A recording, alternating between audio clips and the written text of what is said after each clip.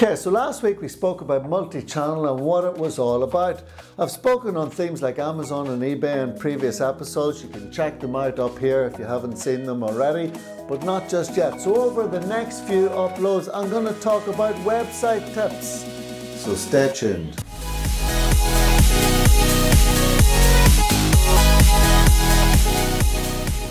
Okay, let's get to the point. Your e-commerce website must be a selling machine. End of story. If your website is working well, when you're sleeping, you're going to be selling 24 hours a day, 7 days a week. There's nothing as nice as waking up and checking your phone and seeing notifications for lots of sales. Let's just take a look at mine for today. This is early in the morning, and you're going to see, can you see that? Okay, so you've got, let me see. Let's see if we can see anything here. Alright, so there's dispatched by Amazon.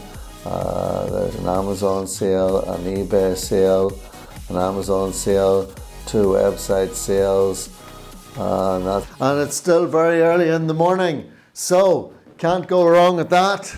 There's nothing like waking up on a Monday morning when it's cold and raining and perhaps you're not motivated, and this certainly helps because you've sold during the night. Many individuals and businesses neglect their website and leave it with lots of flaws that could be costing you sales. And we don't want it to cost you sales now, do we? We want it to be that selling machine. People arriving on your website and having a really tough time navigating through it, putting stuff in the basket, and then it being such a long-winded process to check out, they will leave frustrated. People have no patience nowadays. Amazon and eBay have set the tone.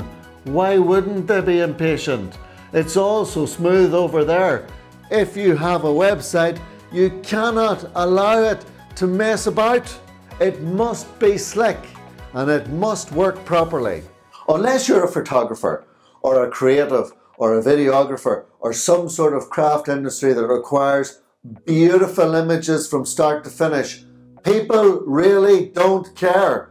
No one cares, and that's the message for today. People don't care about your website. They couldn't care less whether you're using customized fonts, whether you're getting X amount of visits per month. If you fancy banners on your homepage, yeah, it helps, but they don't care.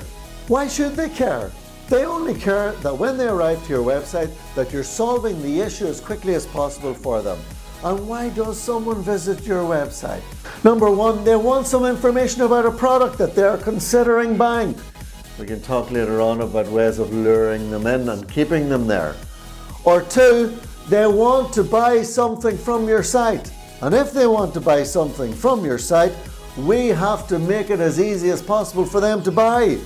Folks, think of it from the customer's point of view, not from the business owner's point of view, not from the website developer's point of view, from the person who's buying the product. Amazon and eBay have made it so slick that if you are selling on your own website, it needs to work. And nowadays, it needs to work well, and it needs to work on mobile, and it needs to work on an iPad, and it needs to work so that when people go on and click the buttons on your website, they work. There's nothing as frustrating as taking out your iPad and going onto a website and you can't even add it to the basket. When will we ever learn? When? So in summary, remember, people do not care about your website, and it's not their responsibility to care. It's yours. But because they don't care, don't give them any excuses to leave. Make it easy for them. If you're spending all this money on marketing your website properly, doing your Google Adwords and doing your remarketing campaigns, doing your Facebook ads that are going directly to the product you're trying to sell them, and eventually you get the potential customer to your website and then it's then you don't deserve sales. You really don't. I've had business people say to me, nah, e-commerce doesn't work in my industry. I've tried it. We didn't get any sales. And then I go on and look at their website. Oh man, it was just so bad. Not a bit of wonder. Get the basics right. Choose your website provider carefully. Choose it very carefully. Don't forget to check out my other videos here if you haven't done so already. Let me know your thoughts in the comments section if you have anything to say regarding what I've just spoken about. This has been Patrick from Selling Online Today. Bye bye.